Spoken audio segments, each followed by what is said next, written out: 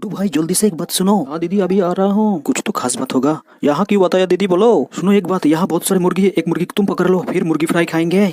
अरे वाह, तुम तो बहुत अच्छा दिमाग लगाया। तो जल्दी जाओ, देर मत करो। हाँ हाँ अभी कोई नहीं है, चुपके से एक मुर्गी को पकड़ लेता हूँ। अरे मुर्गी भाई रोको, भगना मत, नहीं तो हमारा सपना टूट जाएगा। वैसे चिकन फ्राई करने से पहले मसाला डालना होता है, तब तो जाके खाने में मजा आएगा। अच्छा दीदी एक बात बताओ, अगर हम लोगों का कोई देख लिया होता तो? अरे पागल, उसका टेंशन मत ले, मैं ऐसा जंगल जाऊंगा कोई देख भी नहीं सकते यहाँ।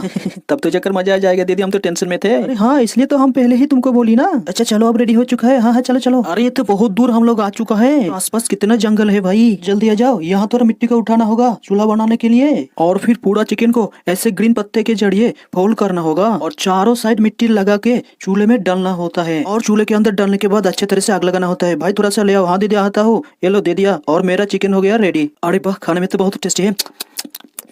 दीदी तुम भी खाओ और दोस्त लोगों को बोलो वीडियो को एक लाइक कर दे, क्योंकि बहुत सारा मेहनत लगता है इसमें, तो एक लाइक